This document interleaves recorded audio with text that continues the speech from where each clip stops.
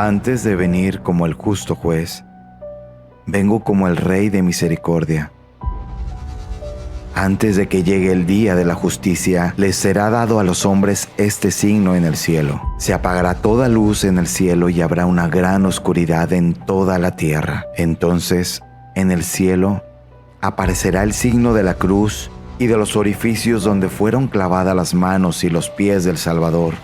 Saldrán grandes luces que durante algún tiempo iluminarán la tierra. Esto sucederá poco tiempo antes del último día. Mi llama de amor está quemando. Es tan grande que no la puedo mantener por más tiempo dentro de mí. Salta hacia ti con poder explosivo. Cuando se derrame, mi amor destruirá el odio satánico que contamina el mundo. El mayor número de almas serán liberadas. Nada como esto ha existido antes. Este es el milagro más grande que haré por todos.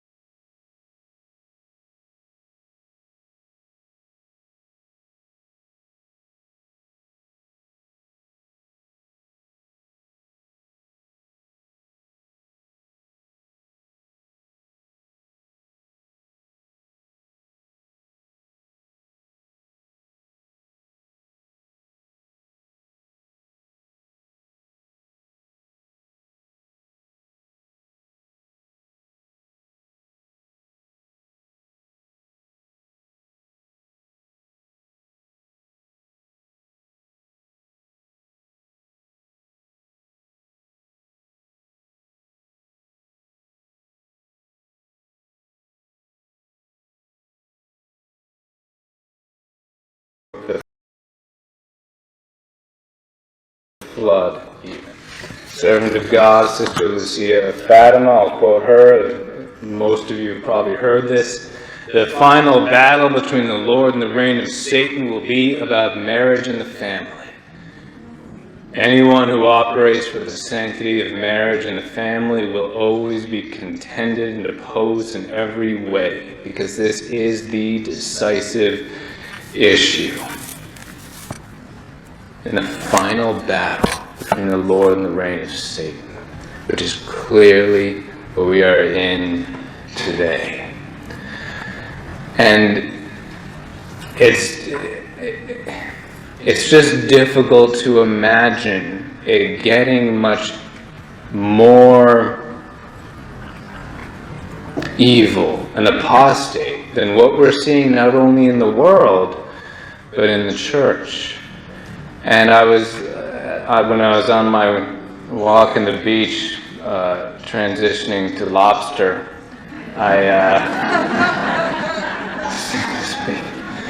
I was listening to Luis's revelations, as I usually do when I'm walking or driving or whatever, and I just opened up the audiobook randomly to a random part, and it was Jesus lamenting to her in 1902 about the law of divorce that they were fighting for at that time. There's tons of messages throughout the year 1902 on this, where Jesus is constantly lamenting to Luisa, all the way back then, that this attempt that they were making at the Hague Convention, which no one knows about now because it didn't work, they didn't succeed then because of Luisa as a victim soul.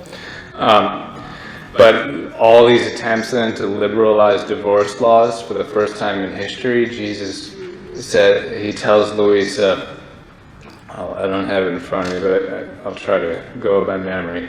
There are certain offenses which surpass by far the very pains I endured in my passion. And what is he referring to there? Divorce. The legalization of it. And now, I mean, you can't even think about that. Now it's the church herself, the bishops, not only advocating for divorce, but every other evil you can think of. So it's that evil that Jesus was lamenting there. Today it has reached its culmination. Just like the chastisements, that this era of chastisement that we're in really started there. It's the First World War and it's now reaching its culmination. The apostasy also started around then and is now reaching its culmination. We're reaching the grand finale of all of this, the devil's grand finale. But it's going to be completely outdone by God's, because the devil's got nothing on him. But we do need to be honest about the state of the world and society so that we realize that this is it. So that we don't sit around wondering anymore, maybe it'll be centuries and centuries more, who knows, we have no idea. It can't be. And I'm not going to give you a date because I don't know dates, but just it can't be centuries and centuries. This generation, this is it. And I don't care how old anybody here is, and again, I don't think anyone over 40 is here, but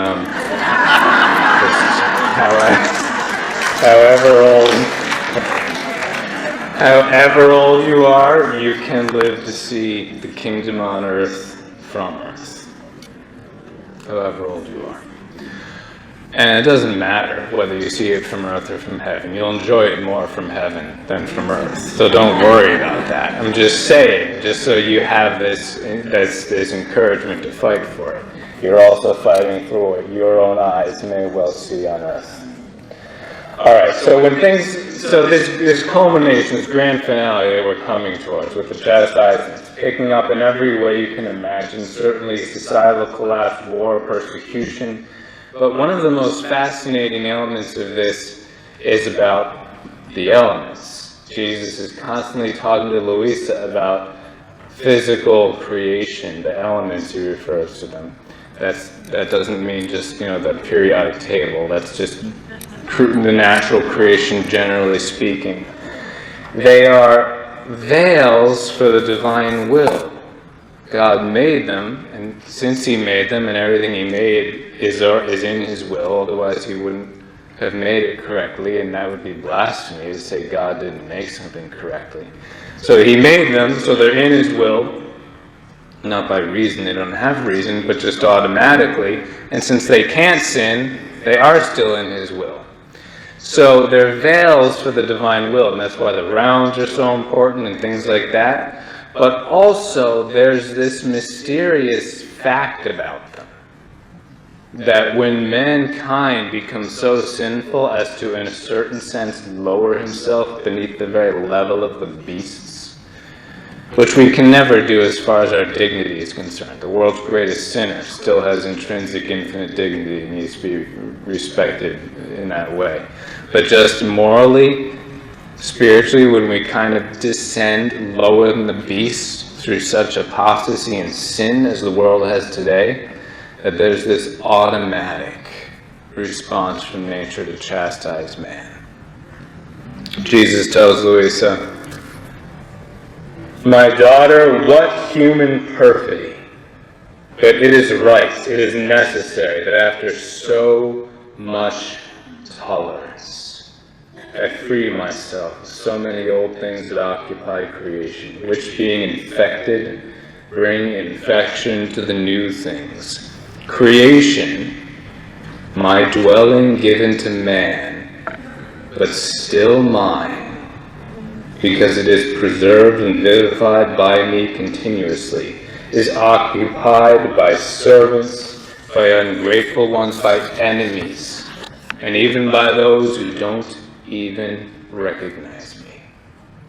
Therefore, I want to move on by destroying entire regions and what serves as their nourishment. The ministers of justice will be the elements, which investing them will make them feel the divine power over them. I want to purify the earth in order to prepare the dwelling place for my children. So he says, after so much tolerance, and who can say that he hasn't already tolerated so much? When you just check the news, if you don't believe that. He's tolerated more, so much. And he also says elsewhere to Luisa that if I tolerate so much, it is because I see the times to come. When we look at what's going on in our families and the world and everything in between, and we cry out, how long, Lord, how long, which I'm sure we do. He feels the same way, but much more so.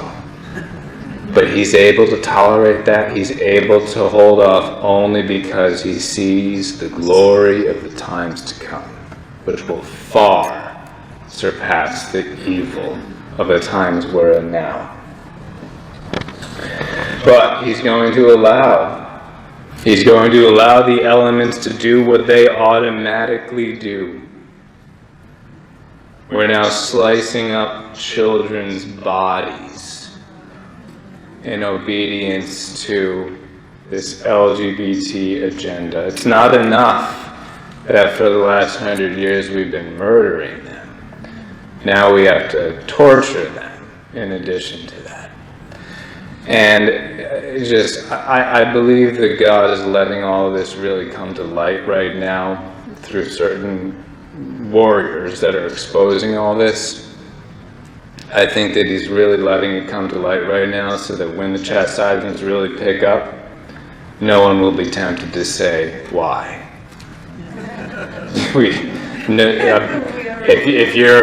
If you're tempted to say why, Jesus gives this great message to Luisa on how wrong it is to say why in a certain way of saying it. And it says to say why, why me, why this, that kind of why that was created in hell. It's rebellion. So if you're ever tempted to say why, when you see God allowing the chastisement to pick up, you can just hop on the Libs of TikTok Twitter channel or Matt Walsh's Twitter channel or whatever. And I don't be careful with that. There's so much filth that you don't want to see that much more than you have to. But the point is, if you're ever tempted to be complacent about the state of the world, just check those out for a few minutes. So that's why this is coming. Jesus continues, he says, "My daughter, look at how much evil the human will has produced. They have so blinded themselves that they are preparing fierce wars and revolutions. This time," and this is a prophecy about World War II, "this time it will not just be Europe, but other races will unite together. The circle will be more extensive. Other parts of the world will participate. How much evil of the human will does it blinds man, impoverishes him, makes him a murderer of himself. But I will use this for my highest purposes. And the reunion of so many races will serve to facilitate the communications of the truths, so that they may dispose themselves for the kingdom of the supreme fiat. So the chastisements that have occurred are nothing other than the preludes of those that will come. The elements will take the part of their Creator. My justice can bear no more. My will wants to triumph. And it would want to triumph by means of love in order to establish its kingdom. But man does not want to come to meet this love. Therefore, it is necessary to use justice. He tells her that World War II in part was allowed to facilitate the communication of the truths. That's not the whole reason, but the globalization that followed, the globalization creates all sorts of evils now, yes, but we need to use what God has permitted to happen. God has permitted this to happen. He tells Luisa, the reunion of races that happened after World War II, a globalization that's never seen before. This is to allow the kingdom of the divine will to disseminate throughout the world quickly. Just look at Christianity itself. What was suddenly happening on the world scene, as had the world had never seen before? The Roman Empire. That was all the infrastructure of the Roman Empire. God allowed that for the dissemination of Christianity. That allowed Christianity to explode throughout the world. And once that was no longer needed, the Roman Empire could fade. But this, even vastly greater interconnectedness, this is so that we can get the divine will message out to the whole world quickly. That's what we're called to do. And that's what we need to do as best we can. He says, what wickedness, after so many evils of a war they have gone through, they are preparing another one, more terrible, and are trying to move almost the entire world as if it were one single man. Does this not say that sin has entered deep into their bones, to the point of transforming their very nature into sin? So this, of course, refers to today as well. He's talking directly then about how World War II was coming. World War II was prophesied so repeatedly and specifically and explicitly in Luisa's volumes in the decades leading up to it, that if this ever got out, no one would doubt that Luisa was a prophet. It's undeniable, the prophetic nature of what she says there. And when I say if this, I'm trying to get it out. That's what we need to do. We need to get this out so that the world realizes. But it's an uphill battle. Anyway, this rebellion of the elements, the world, of course, is going to have its own explanation for it, which is false. And I'll just go out on a limb here and say, this has absolutely nothing to do with CO2 or carbon or anything like that. They want us to go zero carbon. If we went zero carbon, that would just be another rebellion against God. Because God created us and tied life as He made it to carbon emissions. From the beginning, we have to burn wood for heat and light and cooking, and farming releases a ton of that. So this is how God made us to live, releasing carbon. And we have to be careful. We have to protect the environment, of course, absolutely. But they're trying to twist this into the zero carbon thing as a new tyranny. And that's their explanation they give every time there's a storm or something. This is part of the rebellion of the elements, but they chalk it up to carbon. Anyway, don't want to get too distracted by that. There will be other things coming that they can't possibly chalk up to carbon, things like earthquakes, volcanoes, meteors, all that. All of that is also part of the rebellion of the elements, and that's coming, and that's going to prepare the ground for the kingdom. All right, so that's the bad news of the elements. What about the good news regarding the elements? This is what they do when sin reigns, all sorts of destruction. What about when the divine will reigns? As man, Jesus tells Luisa, as man withdrew from my will, his lot changed. And I went into the desert to call back my blessing, the blessings of my celestial Father, and by calling my will to reign again, to restore the earth, to populate it everywhere and fecundate it, in such a way that the earth will produce more seeds, more beautiful ones, such as to increase it 100-fold, rendering it more fecund and of radiant beauty. How many great things will the kingdom of my divine fiat do? so much so that all the elements are in waiting. The sun, the wind, the sea, the earth, and all creation, to deliver from their womb all the goods and effects they contain. He says, because the divine will does not reign now, I'll continue the quote here, they do not put out all the goods that they enclose within themselves, giving only what they have to as alms to servants. So the earth has not yet produced all the seeds, the sun, not finding the seeds, does not produce all the effects and the goods that it possesses, and so with all the rest. This is why all await the kingdom of the divine fiat, to show the creatures how rich they are, and how many admirable things the Creator has placed in them for love of the ones who are to be the children of His will. Now he's personifying them. Again, Jesus repeatedly tells Louis that they don't have reason, that plants and animals and minerals, they don't have reason. This is all automatic by virtue of the divine will which created them.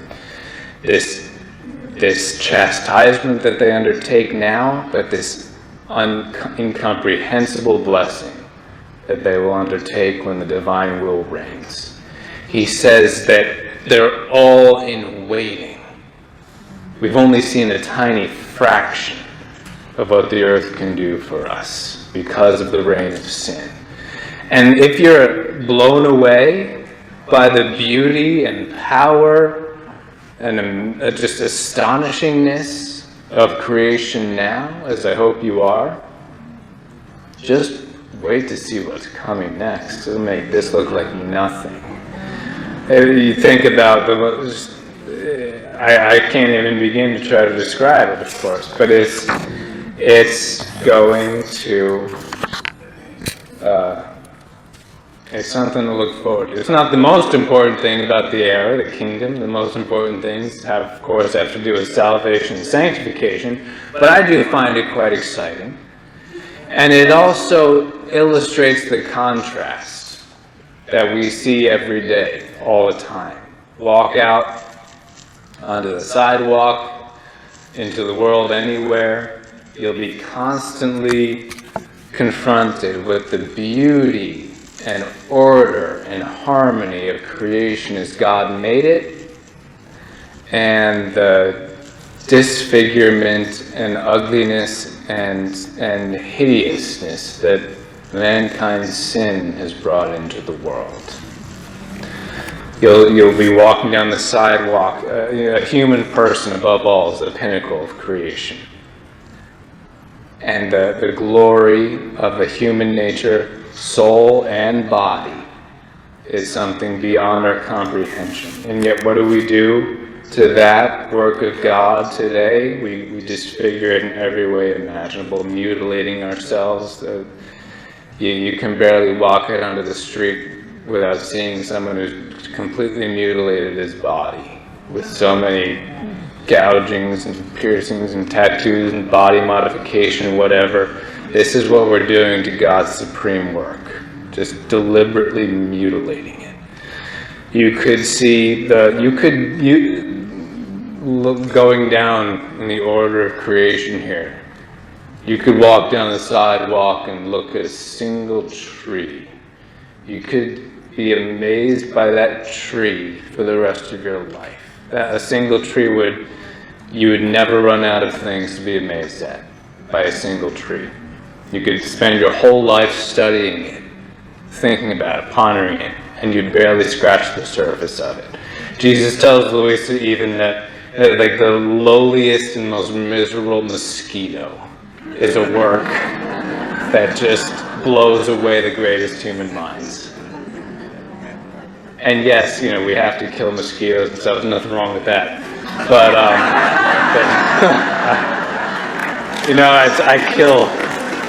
I kill a lot of bugs,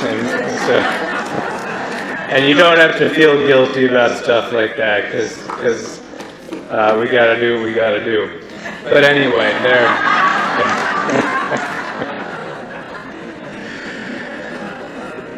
But Jesus knows that. He knows we have to swat a mosquito on us, and that's why I think he chose that as the analogy that's why he chose that as the example for Luisa. Just the tiniest little mosquito that, of course, you have to swat and kill if it's on you.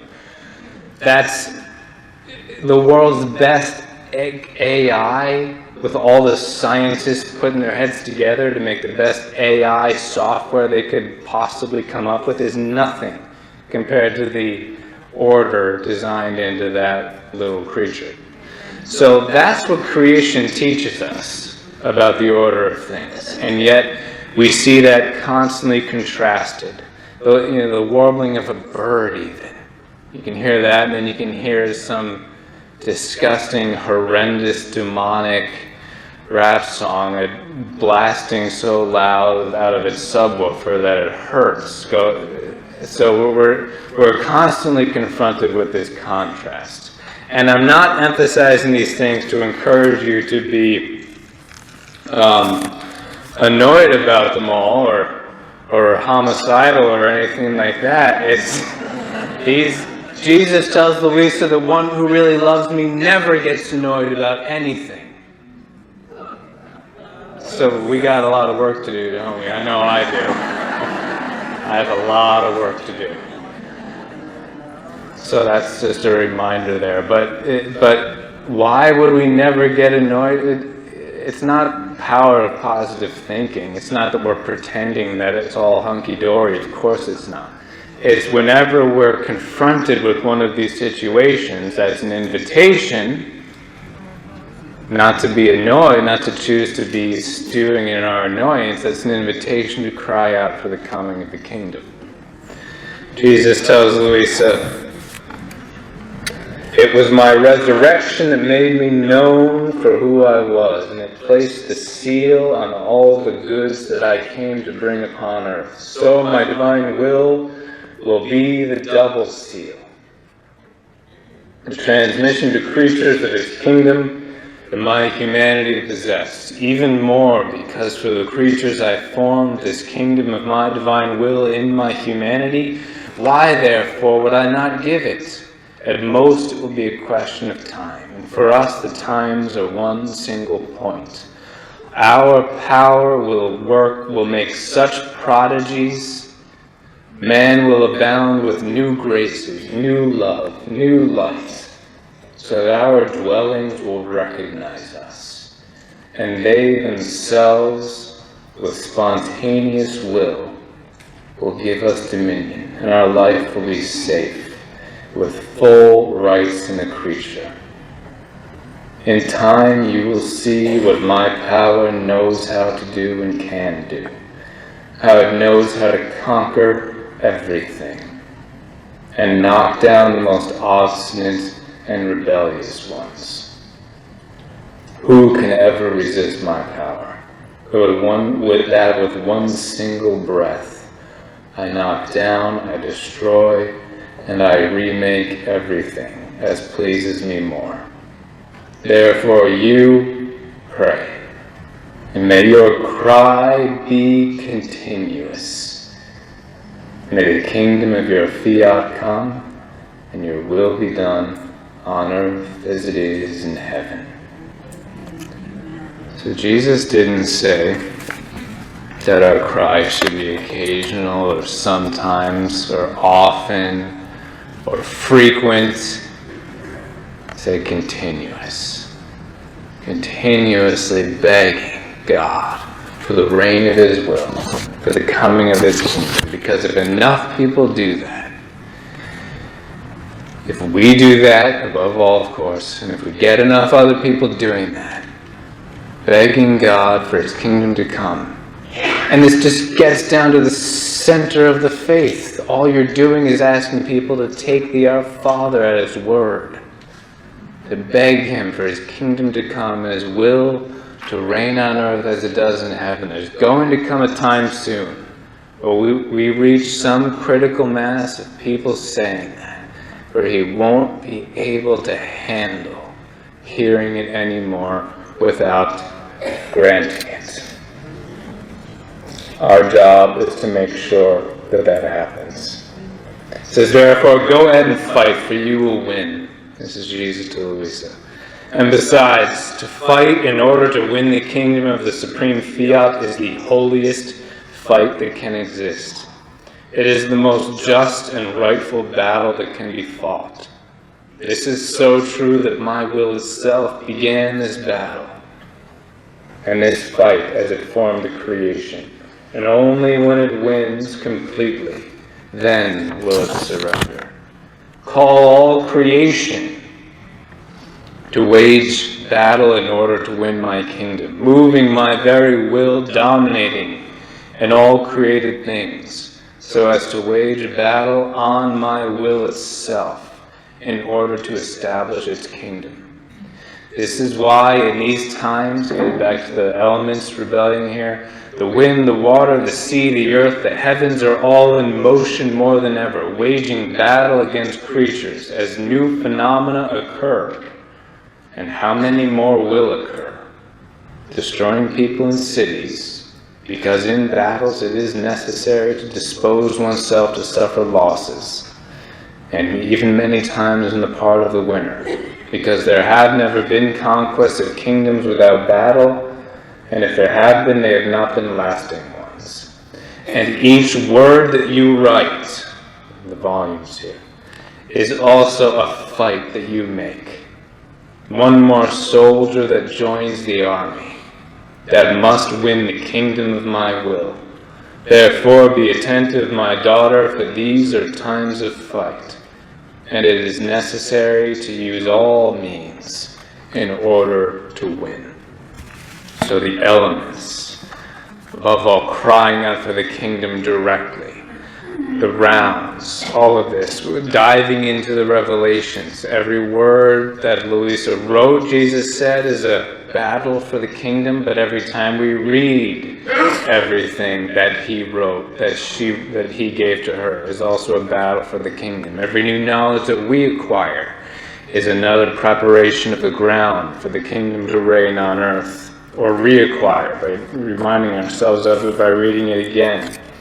We fight, especially though by proclaiming this. Oh, if creatures knew the great good that I am preparing, Jesus tells Luisa, the surprises of love, the unheard of graces, how much more attentive they would be. And those who know the knowledges about my will, us, oh, how they would lay down their lives in order to fling these truths into the midst of the world. Amen.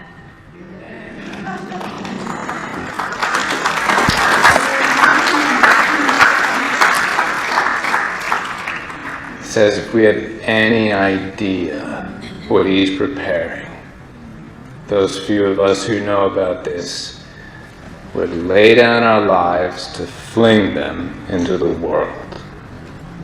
And those three facts, those three exhortations he gives describe the outline of our mission. That it's worth sacrificing things for, lay down our lives. That it's worth simply getting out there, scattering the seed without fretting about whether someone's ready to hear it or worthy of it. None of us are anyway. Just get those seeds out there. And I'm not saying you dive right into the most difficult, intricate parts of Luisa's revelations. Of course not. You introduce this, especially by way of the Our Father, and which any Christian should be ready to hear. Even a non-Catholic can hear this, and we hope that this will draw them into the fullness of the truth in the church, of course, but that doesn't mean we shouldn't proclaim this to them. We should proclaim this to everyone. He says fling. That's deliberate, I believe, very deliberate. That's just explode it out there. Where? Into the world.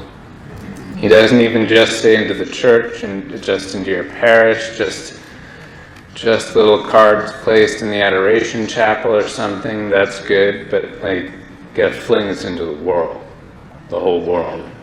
And we're each going to have different ways we're called to do that. But pray and try and seek guidance from God as to how He wants you to do that. So, we need this. We need to do this. We need to do whatever it takes to get the news out. The Our Father means exactly what it says.